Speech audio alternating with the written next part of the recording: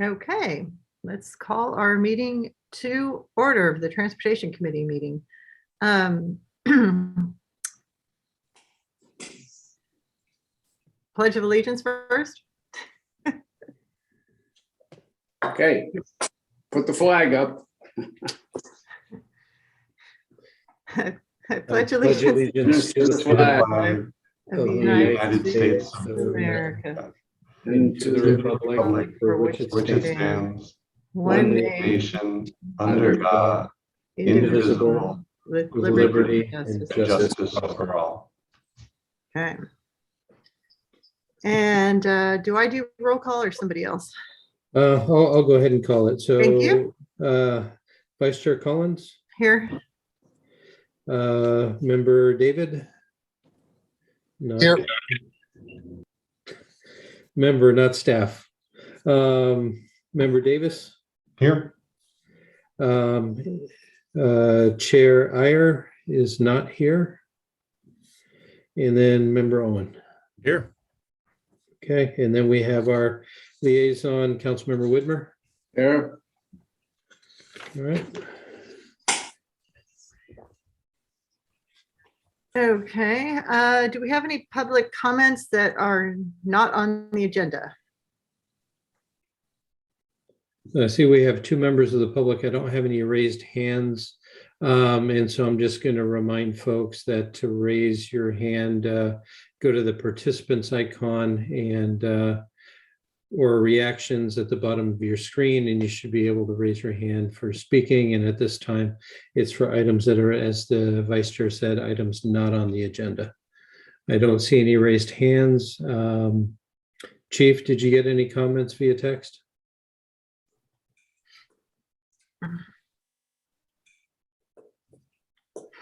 I'll take that as a no. Okay, we need to approve the, are there any corrections to the minutes of November 9th, 2021? If not, then can I have someone move to accept them as A written? motion to approve. Second it. Thank you. Okay, so is that Owens move and then Davis. Davis Second. second? Here, a second. Okay, excellent. Accepted. Thank you. Okay, On to All old right. business. old business. Give me a second and I will share my screen. This is just going to be a brief update with regards to the Neighborhood Traffic Management Action Plan. And I'm going to first say thank you to the committee for all of your efforts in terms of digesting the information that was presented to you that we went forward to the council with. And so when we went to the council, we kind of broke things up into short-term, medium-term, and long-term. And we received direction with regards to what we call short-term phase one. And that includes increasing the size of some speed limit signs, increasing the size of some stop signs, installation of speed feedback signs, refreshing of high visibility crosswalks next to a couple of schools, some median island striping, and piloting with temporary speed lumps. And so these are all items the council has considered and given us direction to proceed with, and we will be moving forward to getting these things implemented this year. And so with that, if there's any, this is not an action item. This is just for your information in terms of where we are. And so with that, I'm available to answer any questions.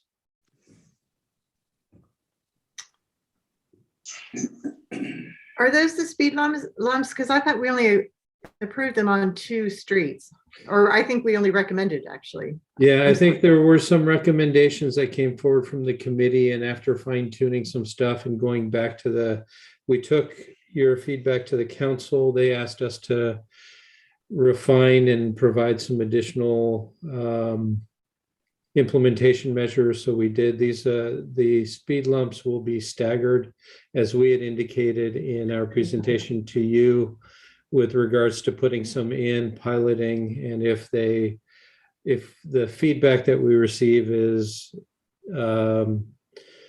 not supportive of keeping or making permanent, then they would be removed and moved on to another location. Yes, thank you. Any other members have questions? Sorry. So again, Robert, just help me again. What is so this is the proposal, and is the council need to vote on this? And then They already did. so what's So the they gave timing? us direction at their, I think it's the November meeting. And so we will be moving forward to initiate the implementation of these things. And what is the time frame on implementation? Is it Well, we have money in our budget to get these things done. Some of these will be, I mean, they're not all going to happen at once, but we'll probably start with some of the sign installations, the staggering of the temporary speed lumps. We'll have to purchase some speed feedback signs, and so that'll take a little while. And some of the striping and stuff will happen with the pavement projects that we'll have later on in the late spring into summer. So they'll happen. I mean, the goal is to get all these things done this year. so can I just quickly on the temporary speed lumps and reuse of the devices? So is the proposal that these nuns are going to go in these locations, or are we going to put them in those locations for a period of time and then move them to the other locations? We are going to put a few of them in and see how they are responded to. If negative, they'll come out faster than putting in something permanent. Would likely leave the temporary ones in for a while, and we'll have to. The installation of temporary ones are things that we believe that our contract maintenance staff can do. But if we're putting in anything permanent in terms of asphalt, that's something that we would have to contract for. So, Robert, that brings up a question I have about method of feedback. Are we going to install these things and then wait for people to complain, or are we going to, I mean, how are we going to get the positive feedback?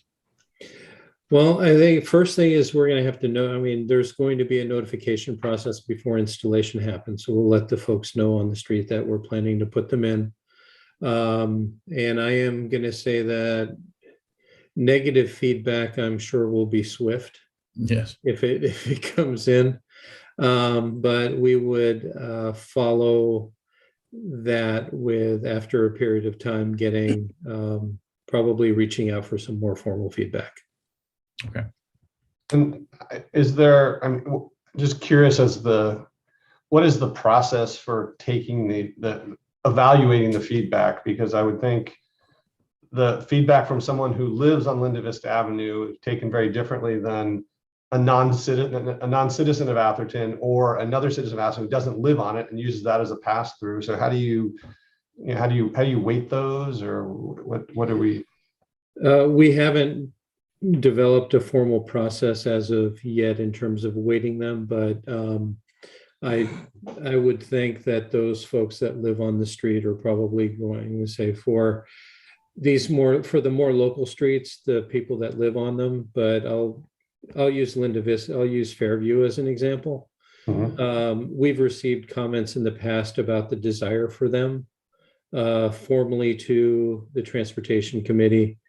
And so we know that there are a few streets that people are eager to see these things in. That being said, the desire for things like speed lumps, sometimes they sound good before implementation, but the feedback may be different afterwards. So we'll take that and make the assessment as it comes in. Okay. Yeah, this is the first time I'd seen Glenwood Avenue added there, and I will say I'm very happy to volunteer to put it right in front of my house. I'm happy to see that on there. I hadn't seen it before on a list. So. Okay, so Vice Chair, do you want to see if there's any public comment on this item? Yes, public, would you like to have anything to say? Somebody raised their hand. I'm going to stop my share. I don't see any hands raised. And Chief, I don't know if you've received any text or anything, but without any hands raised, I think we can move on to the next item. Okay. Potential traffic mitigation measures, the Springline Development Project. Okay. And Robert, take it away. So I don't know how familiar you are with the Springline development that is nearing completion in Menlo Park. I prepared a presentation and had that. It was linked, and unfortunately, it was linked as a PowerPoint as opposed to PDF. So some of you may not have been able to open it up. So I'm going to go ahead and share that now.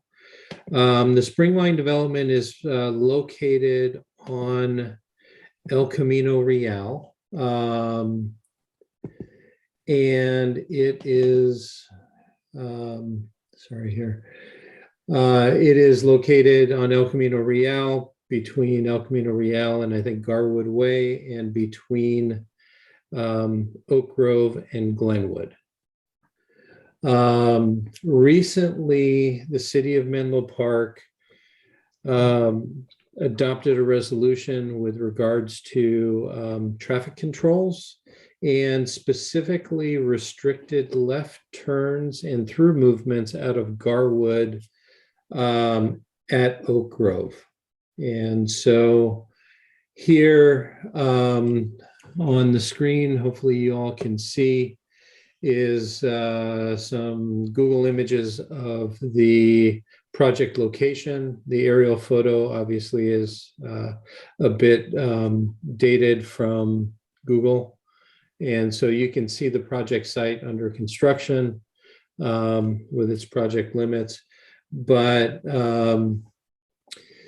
what Menlo Park did, in essence, is with Garwood being over here, there was the ability to turn left onto Oak Grove to head down to Middlefield Road.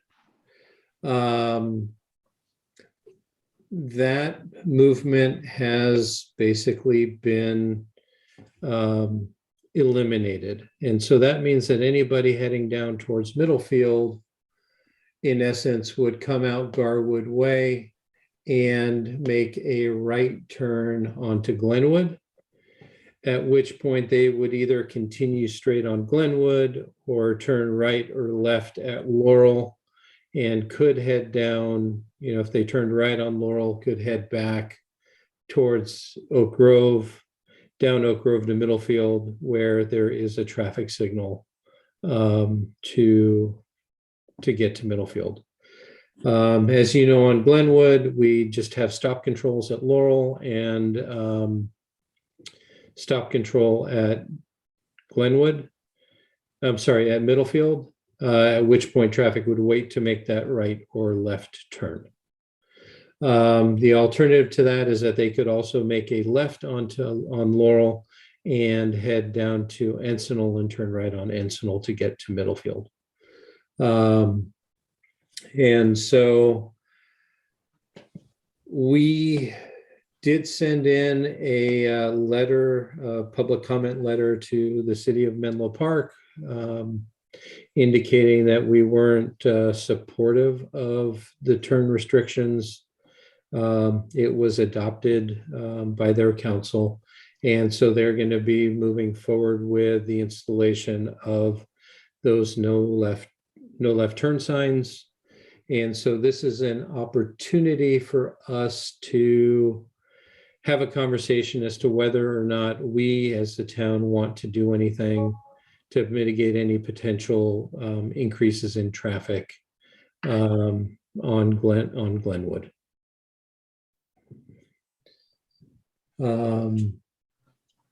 So let me move on. So we have some options for consideration. The first one is do nothing. The second is the installation of the temporary speed lumps on Glenwood, as we were planning to move forward with in the Neighborhood Traffic Management Action Plan. And so we can move that up on the list of locations to put that in. The third item is speed feedback signs, and we'll have a follow-up conversation on that item as the next agenda item. We could potentially have some turn restrictions at the Glenwood Middlefield intersection, or potentially restrict eastbound traffic on Glenwood, or any combination of the above items or other items that you may consider. So just kind of drawing some items in. This is a depiction of speed lumps on Glenwood, and I will take into account the comment that Member Davis had in terms of location. And we appreciate that. The other is, the installation of speed feedback signs. You're familiar with those. The proposal would be to include the speed limit sign along with the speed feedback sign, so that it's clear what the speed limit is. You'll see that there are a couple of small ones, but we'll probably just we'll talk with the property owner about removing the short one and having the standard height with the speed feedback sign. Those were theirs, Robert. Yeah. They put those out. We would have as I said, we'd have a conversation with them. Hey, Robert, before you, just out of curiosity, in terms of numbers, once Springline is up and live, what is the number of cars between? It's a mixed use project, so between the businesses and the residential units, how many additional cars? I don't have a mix, but in their staff report, they did some analysis with regards to traffic volumes projected, and then projected with the project, and then what the additional impact beyond that EIR would be with the turn restrictions that they enacted. So I brought this up here, and one of the concerns that we have and expressed to them is Glenwood, with its stop controls, is at a level of service F during certain peak periods and in certain directions, whereas Oak Grove is at a level of service C, and with the traffic signals is better able to handle the traffic. So what we have in terms of projected traffic is the turn restriction would potentially add, let's see, on Glenwood, almost 200 cars based on the turn restrictions. And in their EIR, they projected about 50 cars or so on Glenwood, from Laurel to Middlefield. And so that's a substantial, I'm going to say that the overall increase by taking cars off of Oak Grove basically, again, is funneling folks onto Glenwood. And seeing the data here on the ratings for Oak Grove versus Glenwood here, it doesn't seem like this was a decision because you've got a major traffic problem on Oak Grove and you want to move it to a street that doesn't have traffic. So I hate to be cynical, but is this let's get it off of a Menlo Park Street and throw it onto Atherton Street? I'm going to say that part of Glenwood is Menlo Park, but I think the justification that they used were related to making a left turn in the proximity to the rail crossing. is one of the reasons. And so safety, I think, was what they were highlighting. And in addition to that, the bike and ped traffic on Oak Grove may be a little bit higher than that on Glenwood. And so those were the reasons that they used in their staff report. And I'm not going to discount the issues with regards to the proximity of that left turn movement to the rail crossing, because Garwood is there direct parallel to the train tracks. We have, I'll call it a similar situation at Station Lane and Watkins, for example, where you have that the intersection is right there at the tracks. We don't have that level of traffic there, but yeah, and I don't see them proposing to restrict the left turn out of, and I'm sorry, I forget the name of the street where the 7-Eleven is, when you come out of that 7-Eleven. Alma. What? Is that Alma? Okay, yeah. They're not stopping anyone from turning left out of Alma onto Oak Grove, which is the exact same thing as Garwood. yeah. So, and this is one of the reasons why we are bringing this item for discussion to the Transportation Committee, so that you are aware and can opine on potential measures that we could consider and bring forward potentially to the council. The other thing that I would note is, with the level of service projected at Glenwood and Middlefield, just in general, whether or not people will have the patience after trying to make those, for example, trying to make those left turns with the level of traffic that there is on Middlefield, how much patience they'd have for that, and might find their way over to Oak Grove anyway for the traffic signal. And so, so this is a picture of the data. On the left side of the screen, we have what our traffic measures were. And so in 2018, as part of the traffic flow study, I think we had a count of about 4,500 cars on Glenwood, and about 5450 or so on Encinal, and then 8571 on Oak Grove. And so, there is heavier traffic on, like I say, the capacity is greater because of the traffic signals on Oak Grove and on Encinal. But in the morning, you certainly have the issue with the school drop-offs on Encinal. And so again, folks ultimately figure out what works best. And again, with the difficulty of making left turns on Glenwood, waiting for pockets and things like that during those peak hours, folks may generally just find themselves migrating to someplace that's easier to navigate. But that being said, what we wanted to talk about is, the potential measures. Again, we have a couple of items that are already planned. So we have the Glenwood speed lumps, we have the speed feedback signs, and we'll talk about the donation of these items in the upcoming item. Another item that's a possibility, for example, is left turn restrictions at Glenwood during peak hour, AM, PM, or both. An extreme measure would be basically to block off eastbound traffic at the intersection. Though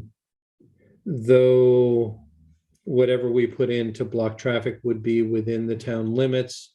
We'd put some signage within town limits as well, but there are approaches to the intersection that are not in town limits, and we'd have to work with Menlo Park to put in no left turn signs, no through traffic, et cetera, for the approaches that are not within the town.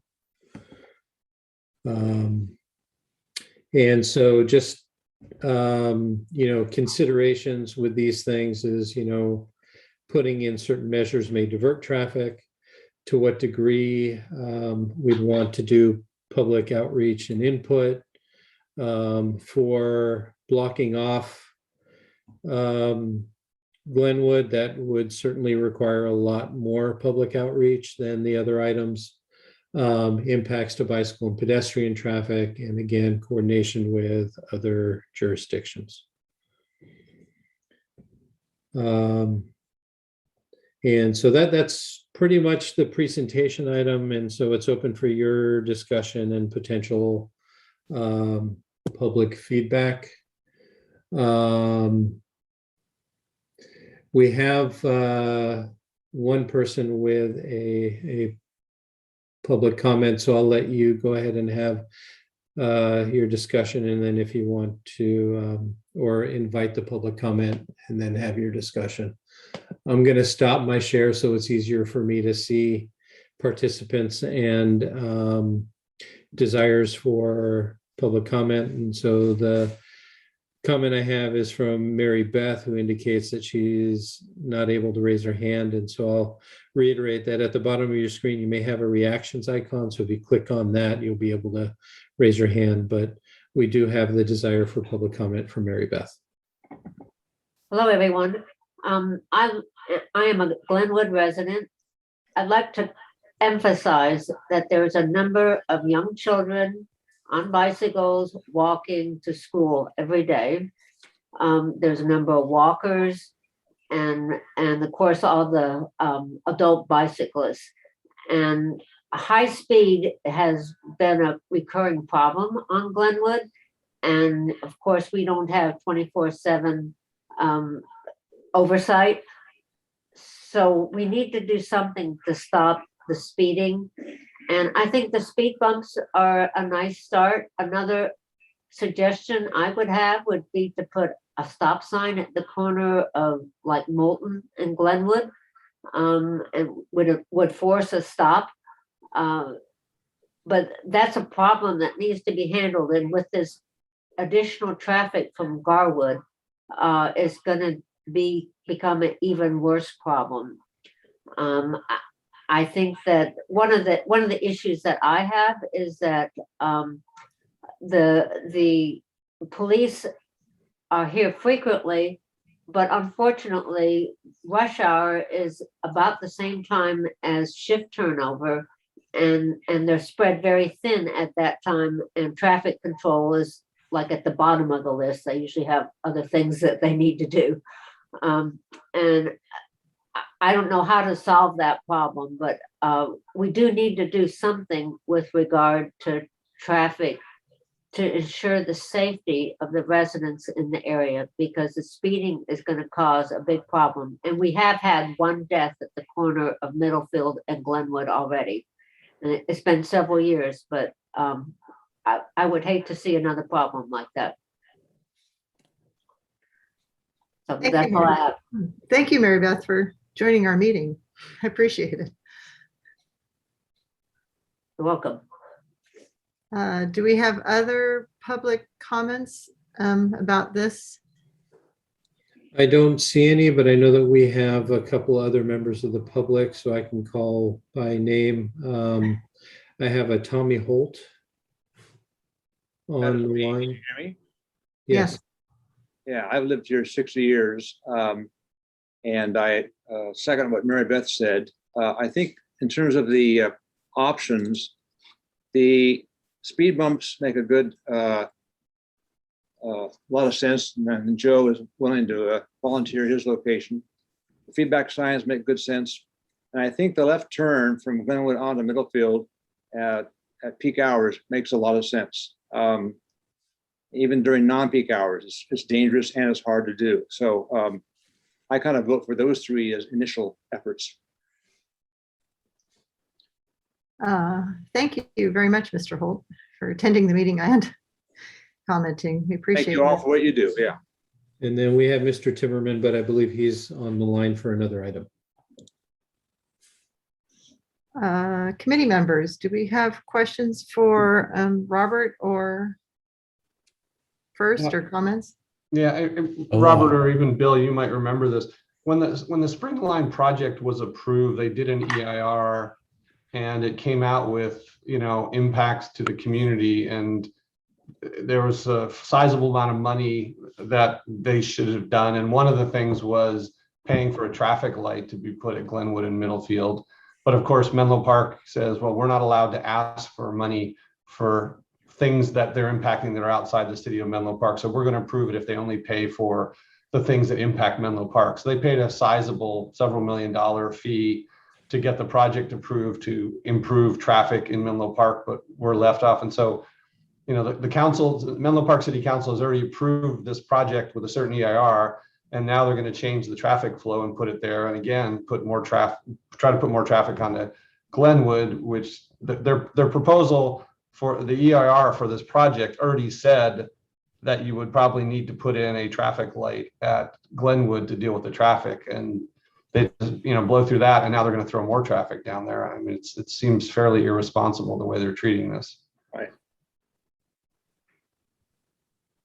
When the EIR was done, they ended up, Menlo Park didn't want to do it, as you pointed out, and Robert, I believe it was, went to or at least our city council went to the developer and asked the developer to fund some street improvements, and they said they gave all their money to Menlo Park, and that we should go to Menlo Park and get it. And so that was Robert. You can correct me, but that's That's before my time, so I don't think I was involved in that. Well, and Bill, I think the exact response from Menlo Park was, we are legally not allowed to ask them for money for something that is outside of Menlo Park. And at Atherton, we were not allowed to ask for any because the project wasn't in there. It was back to this conversation of, there's no regional planning authority for the Bay Area that allows communities to say, well, look, you're building a big project, it's going to throw traffic outside your city limits into my town. What are we going to do about it? Basically, it's everybody, it's a every man for himself attitude. But well, I can say just we had a meeting a couple of years ago with Menlo Park, a joint meeting of councils. And we pointed out to them that, as they already knew, that the traffic is a regional problem and we need to work together on that. And, that there's been no follow-up meeting to that, even at that time. So, we've got lots of development all over Menlo Park, and it's on the borders. So you got to understand that we have to figure out how we want to manage it, I guess, because it's dumped in our lap, not only from this, but there's going to be traffic going to Encinal, for example, from the Stanford. You don't think kids are going to live in those apartments? For sure they are. They're going to be going to Encinal School. So yeah, like I'm not a fan. I mean, I'm obviously, I don't know if I should be recusing myself as a council member living on the street, but I'm not a big fan of blocking off. I think it would make life for us miserable if we blocked off eastbound traffic at Encinal, at Glenwood, at Laurel, because then we all have to go down to Middlefield, which we try to avoid at all costs because it's such a pain to get through there. But it feels like dramatic measures like that are the only way you get attention on this issue, because otherwise Menlo Park seems to not care what we do.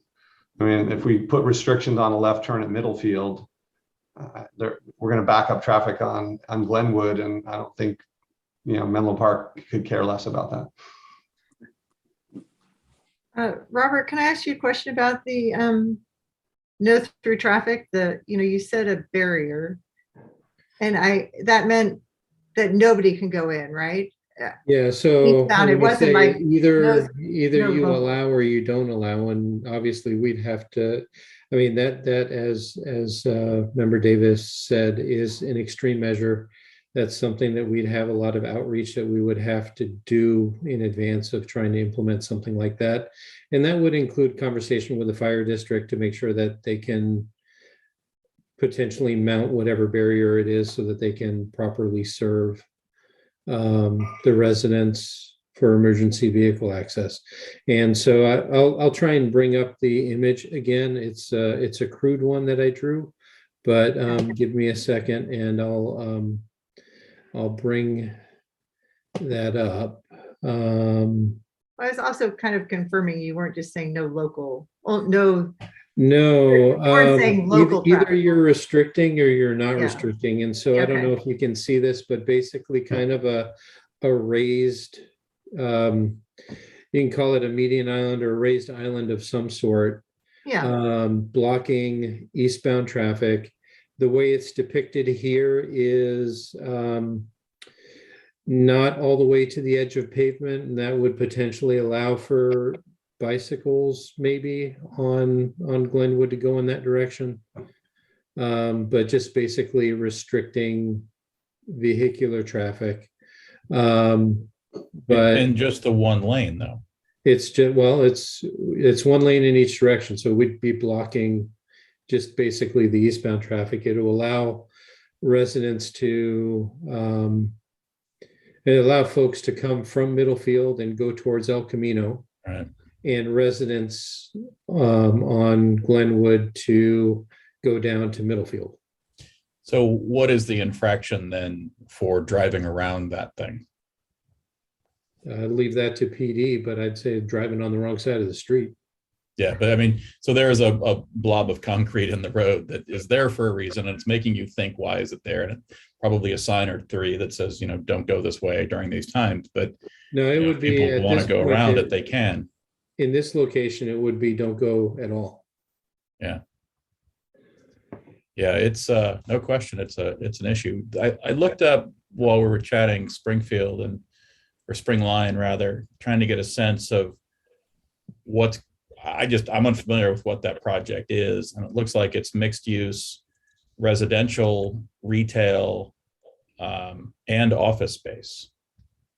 Yeah. 400 apartments on the second, third floor, and then office and retail on the ground floor.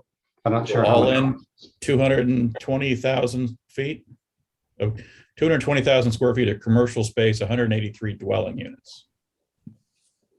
So, I mean, I'm just trying to get a sense of what, the office, the folks that occupy the offices are going to come from somewhere. Most of them are, have a car. I don't know what the parking facilities are, but that's going to tell you how many cars that area will hold. And then, where are they going to come from? Where are they going to go? So Marsh Road is the access to 101.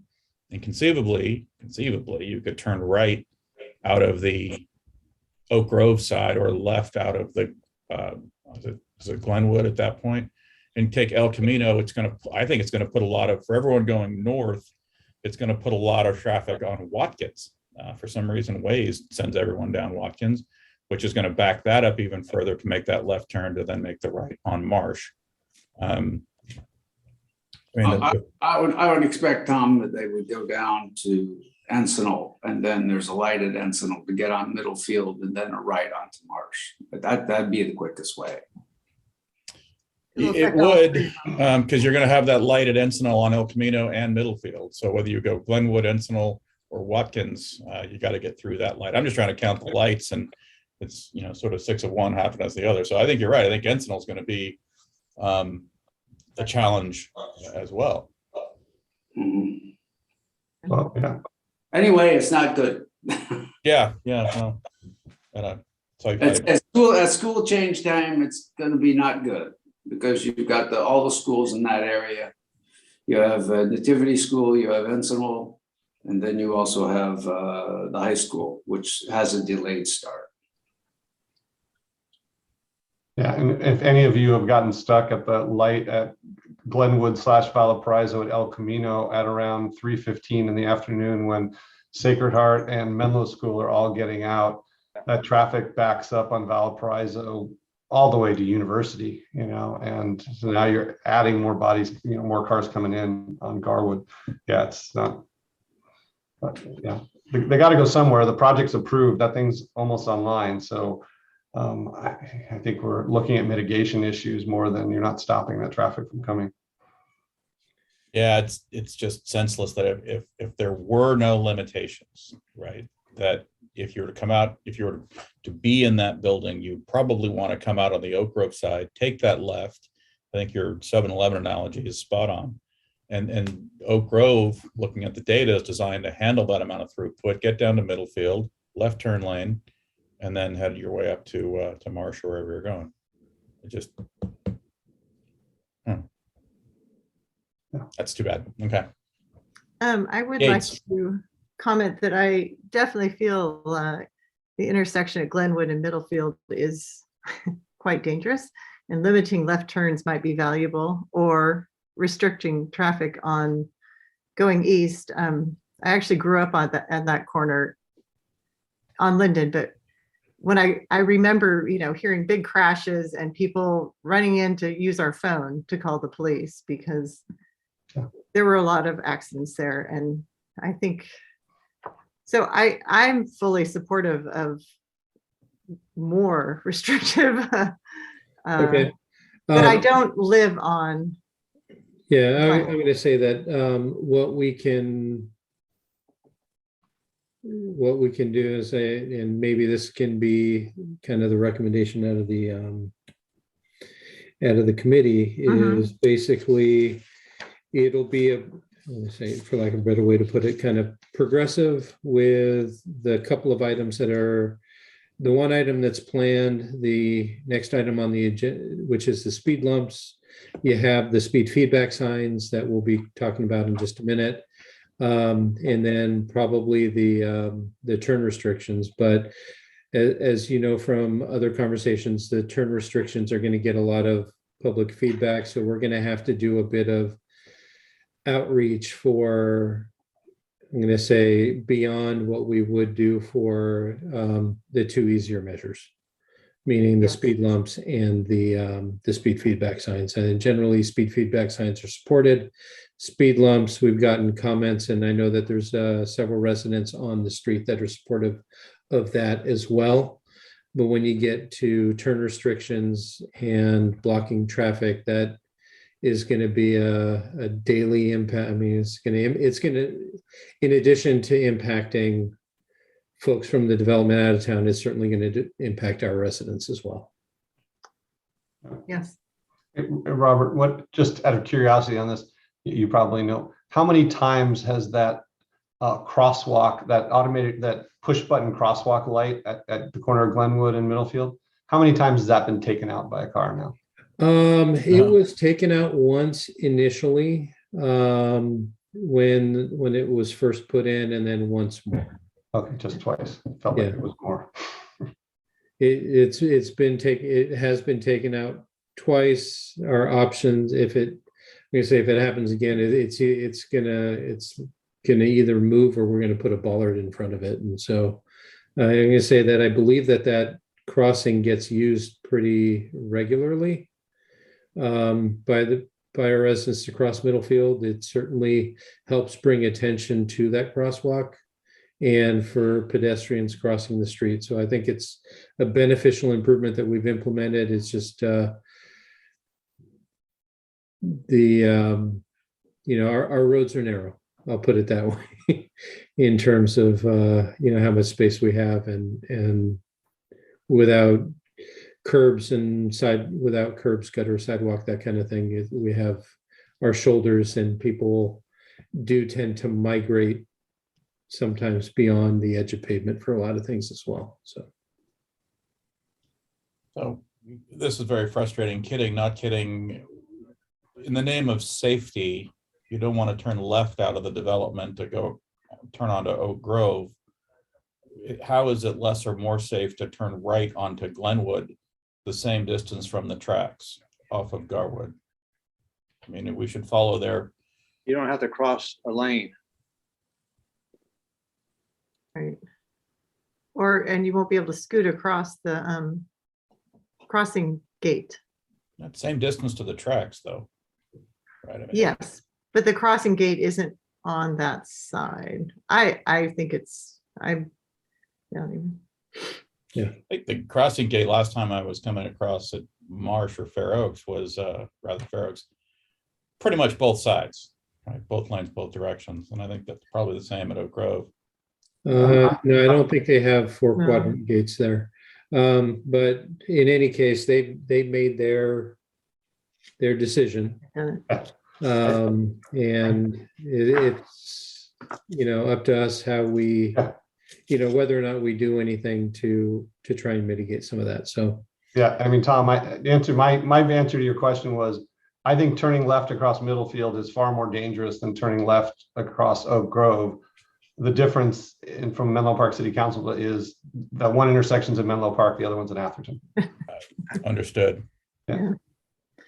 Maybe we take a page out of their safety manual. Bill, I mean, for that project to be successful, it's going to have occupants. Occupants are going to have to get there in some form or another. It probably has followed other permitting regulations to come up with some number of parking spots for those occupants. So someone had to think about where those people were going to come from and where they're going to park and then where they're going to go. So it's, it sounds like they got their vote in first on the Oak Grove piece. the development has 2 layers of parking beneath it. And it was 7 acres originally as a development area. My guess is you have 10 to 12 acres of parking below that development, which I have no idea how it converts to the number of cars, but it's going to be a large number if they go to capacity. Yeah, and some of those were 180 some odd units or whatever the number of units are. I mean, there's a formula and it's all well known, I'm sure, how many cars are reserved for what and how many of those spaces will take transient vehicles. And it's those vehicles that we're concerned about. So I don't have a sense of what the scope is, tens of cars, hundreds of cars, and then the demographic of where they're coming from the north or from the south. I mean, their analysis on as I showed in the initial was on Glenwood from Laurel to Middlefield, they were initially adding 51 cars. With the turn restrictions, it adds up 197 cars added to Glenwood. Is that per day? Huh? Is that per day? That's average vehicle volumes per day. Yeah. I mean, there's 400 apartments. So basically, forget any office people, and they're saying they're going to divide, each person takes 1 trip a day, and there's 4 exit points. That's 50, that should be 100 each direction. I don't know where they come up with 50. Yeah. Well, I'm going to say they use their modeling to say how many folks are going to be on El Camino and whether or not folks will go down to Willow versus Marsh and that kind of thing. But in any case, I mean, we already have an impacted street.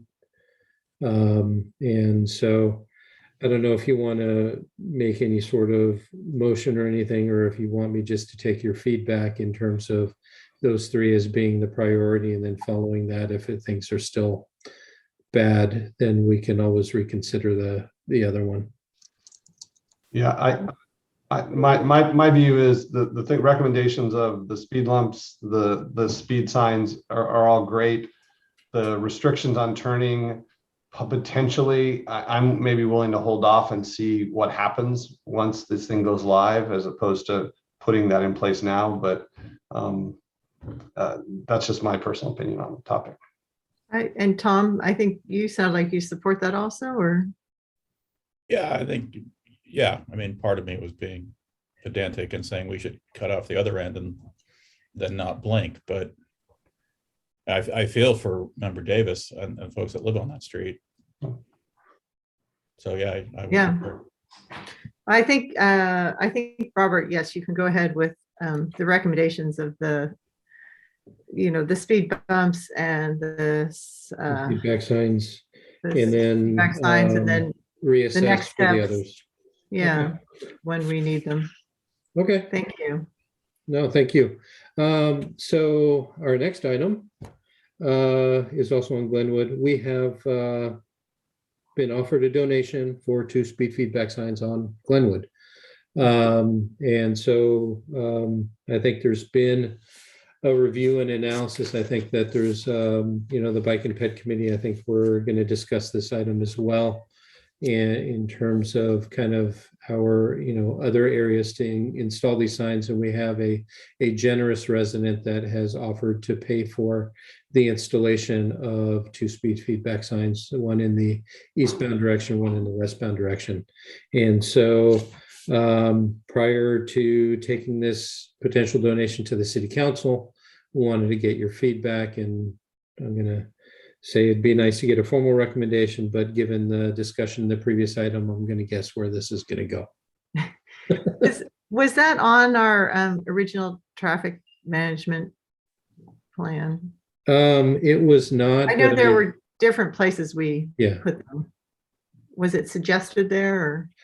It was not, but it's certainly a place that, we are not opposed to installing them, and with somebody else putting the money up for it, it's something that, we can certainly support. Mhm.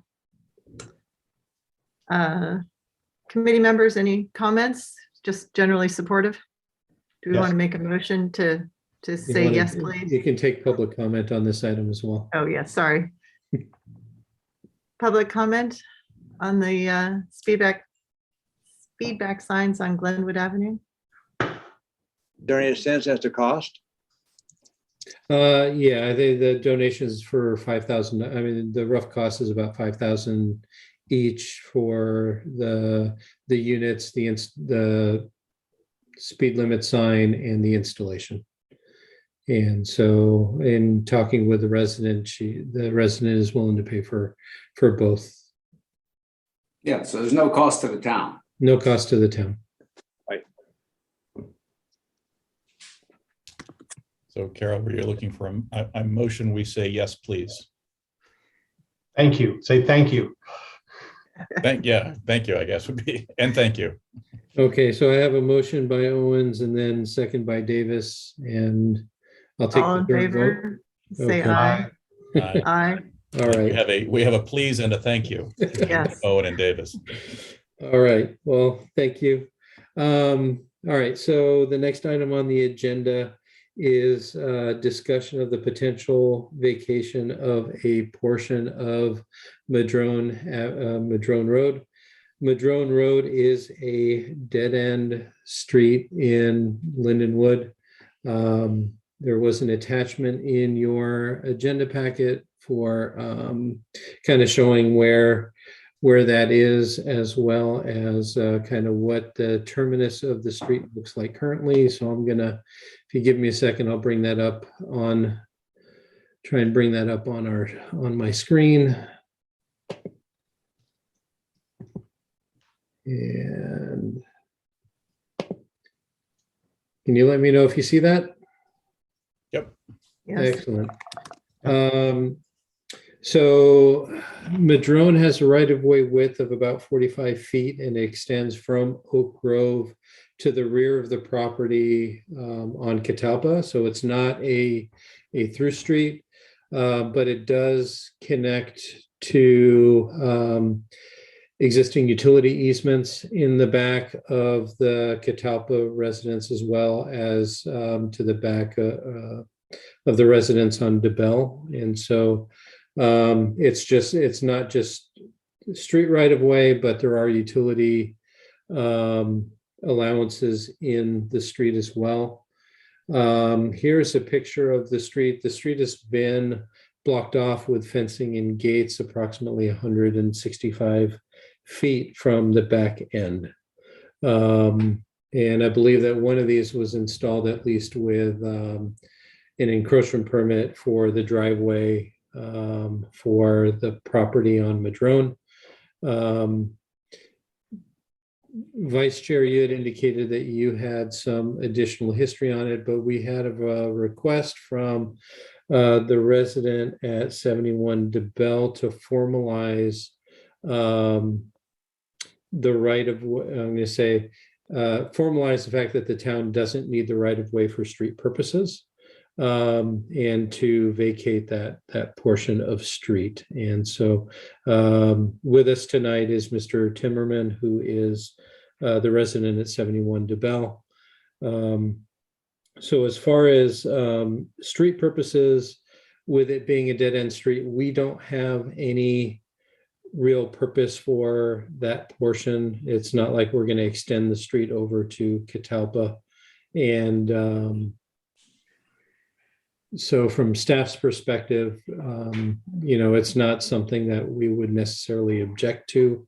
We would, however, reserve the rights for utilities to keep and continue using that property for installations if the transportation committee were to support the vacation. And there will be some processing costs that we would, if we move forward with this item, that we would put on to the property owners to cover.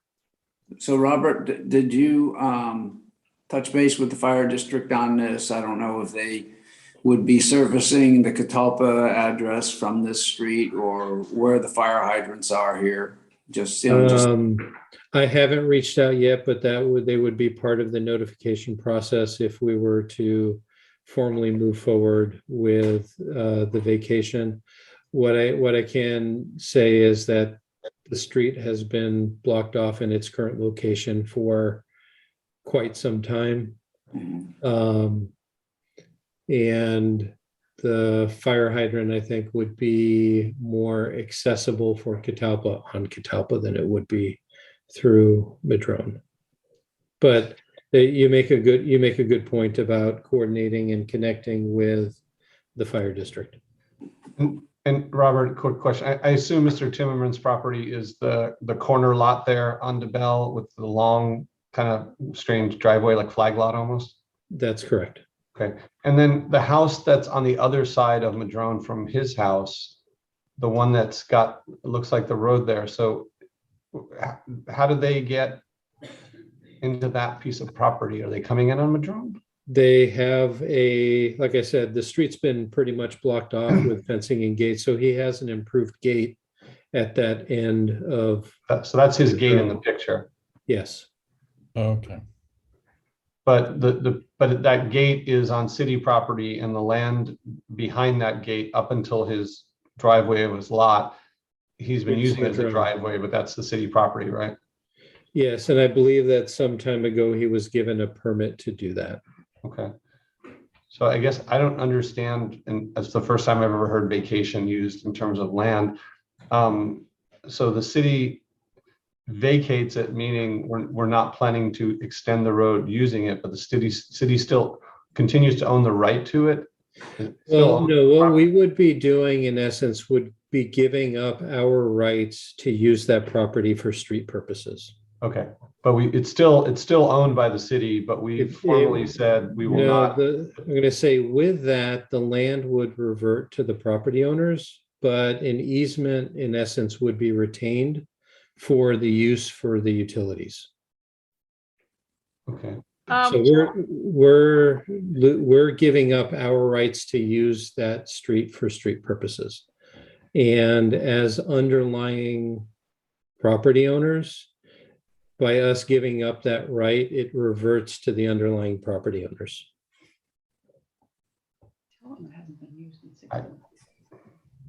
I'm not tracking. So Do we want there's to? a city street that goes, I'm sorry, Carol, go ahead. Okay, so No, I just- I'll try and draw it here. So in I see essence, what we're talking about. I just want to understand is if there's a city street that extends beyond the gate in the lower of the two pictures. no, the gate's located right about here. All right, let me get to that screen. I guess what I don't understand, the comment reverts to the property owners. So I didn't realize city streets were. Depending on when and how they were dedicated, this was Uh-huh. dedicated with the subdivision. And so it was dedicated for public use as a street and for the installation utilities. If we don't have Dedicated it by as a whom, street, Robert? it'll go back to the underlying property. So at the time it was done, when it was dedicated, it was kind of an eminent domain. We're going to take this No, for the the street. person that, I'm gonna say there was a subdivision that created these lots. And when they created those lots, they created the streets to serve those lots. Okay. And they offered those streets to, I think at the time it might have been even the county. And the jurisdiction then accepts those streets as public streets for public use and for maintenance. But and again, maybe it doesn't matter to us in the transportation committee, it's more the council. Yeah. So I'm just, so those streets still don't belong to the city, they're just. They do belong to the city. They do. We've accepted the street. It's our street.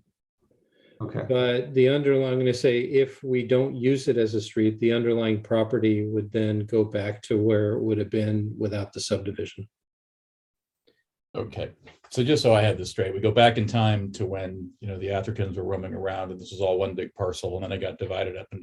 And in this particular area between DeBell and Madrone, the developer, if you will, that developed those properties and those parcels, dedicated that portion of land to, in our case, the town which is now called Madrona, to be used as a street to serve that area in whatever form it was back then.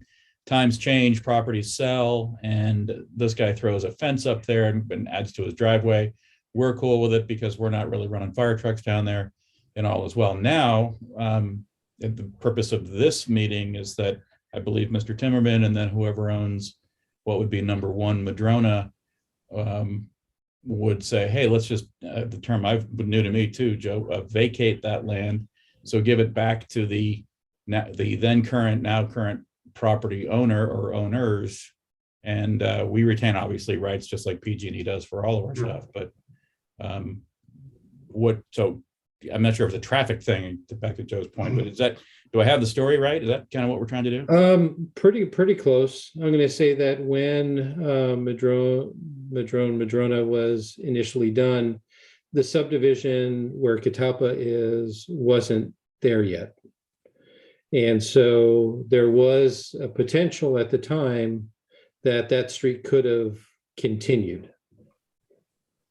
But with the development of the rest of Lindenwood, it didn't.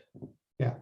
I guess, Robert, my only, and Mr. Chairman, I'm very clear with doing this. I don't mind this at all. It was more of the term revert, because I don't think the lot lines of these properties ever included half of the street, right? They were when this development was done, the lot lines were where they are, and now we're going to give half the street to them, which I'm totally fine with. But yeah, it's not a revert to something because it never existed that way, right? Yeah. Okay. Okay. I have some concerns. Has anybody talked to the house at 24 Catalpa? Because they, in theory, have a right to access from there. I don't know. I'm guessing, I'm wondering about that. It also changes then, their properties are becoming larger. The two, I don't know if you're splitting it down the middle, or you're giving it all to one property or the other. Yeah, It was split down the middle. Well, that would require a survey, I assume, but it changes their setbacks and then their floor area allowances. So it does change the natures of the property, and it makes me wonder, at the end of any cul-de-sac, why wouldn't the two properties try to do a similar thing? And, add on, you're adding free land. And my historical that as I said, I don't have any backup, but there used to be an exit there used to be a dedicated access out the back of Lindenwood to Bay Road. And it was between two properties, and I gather one of the properties bought that right of way from the city. So they paid money for it. And it has been abandoned or vacated by the city. So it does have value, is my point. Mm-hmm. And why, like I said, why wouldn't other cul-de-sacs want to do a similar thing?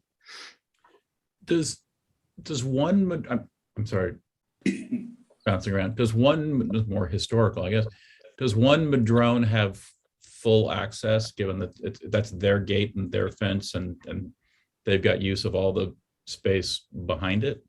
Yes. Or is it shared with? Well, there's a fence line that runs down pretty much the middle of that. Is that correct, Mr. Timmerman? Yes, yes. Yeah, so there's a fence line that runs through there, separating the two properties. Okay, so Without it's the already ac- divided.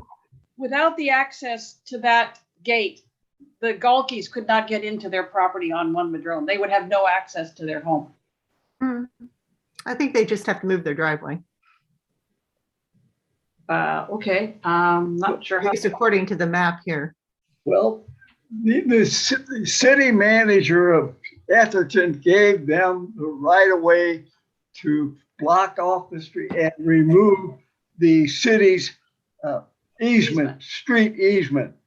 And yeah, and as far as the ownership of that property, that belongs to us and the Galkeys.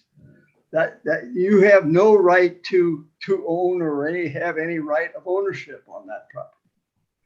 You only have a street easement.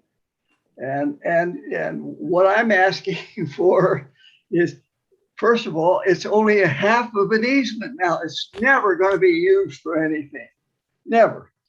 And and furthermore, I've been trying for 35 years to get this taken off. And the city has never really paid much attention to me. And this is I'm trying to get this taken off because I'm 95 years old. And at some point in the next few years, I'm going to have to sell the property. I don't want a street easement on there to complicate any kind of a sale or where it may affect the value of my property. And so I just don't understand all of this discussion. It seems to me just so simple to just remove the street easement and let's go on from there. Yeah. Mr. Turner, I agree. I think it probably is pretty simple for folks that are very well schooled up on this. I apologize. I'm not. I didn't lived in this town my entire life, never knew that street existed, let alone an easement behind the gate. So pardon me for trying to come up to speed on this, apparently at your expense. But yeah, your feedback's very, very helpful. There's also in the middle, on the Galkey property, in the middle of this easement, there is about a 300-year oak tree there that all of you couldn't put your arms around. This was obviously been there a very long time. So I don't know that anyone ever really extended to put a street there because there's this massive oak tree back there in the middle of this easement.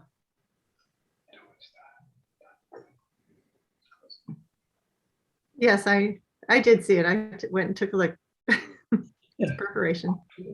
Yeah, I just don't understand all the complications about this because it's so simple. It's just a matter of removing a street easement that will never be used. And it's only a half a street easement, so it couldn't even be used for a street. And the property definitely by law belongs to us. Carol, I understand some of your concerns. I guess part of me is like, I'm just questioning why this is at the Transportation Committee. This is a dead end street with not a road on it. This seems to be much more of a legal issue with the city rather than a Transportation Committee item. Yeah. Sounds like the I traffic agree. is limited to the Galkeys. Yeah. Yeah, so I mean, we brought it to you because it is on a street, but as you had indicated, there's not really any traffic. The next steps would be conversations with our legal team in terms of what the legal requirements are and how we go about it, and then seeking remuneration to cover those costs from the property owners before we move forward with the next steps. Yeah. Do you need any action from us, Robert? Ultimately, it would be a council action that's required to move it forward. Yeah, well, and Robert, I just to make sure, you said there's a street on it. I mean, there's an easement for a street. There's a driveway on it that I assume they've built. The city hasn't built anything on it, right? It's That's correct. Yeah. Yeah, that whole neighborhood, by the way, Mr. Timmerman, I used to live on your street for a period of time. When we were building our house on Glenwood, we rented a house on DeBell. So I used to walk the dog, so I know the streets well. And there's so many weirdnesses back, like Toyon's also somebody's got a gate. There's a gate at the back of Toyon, which goes into a house, I think that's on Catalpa too. It's, yeah, it's an interesting layout back there. So like I said, I just don't, I think this is the legal issue. I don't know what you want out of the transportation committee on this topic. It's not. In essence, if there's no objection. The kids do use that gate at the end of Toyon. to get to Laurel School. Okay, let us make a comment about that. Yes, please. There's a spike line across the back of our property and all those properties there, and nobody can go over that spike line. So there's no, that's why I say this is all so stupid. I'm sorry, Mr. Chairman, I don't, what kind of line? Spike line. It's called spite, and somebody drew it years ago to keep people from crossing onto their property. And technically that gate at the end of Toyon would not be legal because of this spite line. And if the people that live contiguous to it want to allow the kids to walk through the gate, that's fine. But we started not legally but allowed. we looked into this, and the city manager came up with this thing. They found somebody had filed this thing called the spite line, and it goes along the whole backside of Lindenwood over there. And you can't apparently cross through it, but neither here nor there. Wikipedia calls it a spite fence, which is an overly tall fence, and a term used in property law. So, want to keep the riffraff out of Lindenwood, I guess. Wow, it depends on what side of the fence you're on, I suppose. Right. Okay, well, again, Robert, what is it you need from us? Just whether or not there's any objection from the Transportation Committee on. You want that in the form of a motion, or? Yes, please. Okay, so I'm assuming, Carol, I'm sorry, I'm taking your job here. No, would somebody like to make a motion? I'll try. I'll make the motion that there is no objection on behalf of the members of the Transportation Committee to this item. I want Carol, let me look see, maybe I can modify it because I know you have some issues. I think the Transportation Committee finds no transportation issue here to object to this item. Yes. Okay. Thank you. I will second then Member Davis's motion. All in favor? Aye. Aye. Anybody All right. opposed? No. All right. Thank you. Good luck, Mr. Timmerman, with getting to the rest of the city. Yeah. Thank you. Thank you. Okay. Thank you for hanging out for all this time. Okay. Time for police staff reports. Good evening, everyone. This is Sergeant Metzger. Okay, sorry. And attached to the agenda was the traffic statistic numbers and information for the months of November, December. I guess in the interest of time, maybe, is there any questions, comments, concerns about the information included in there?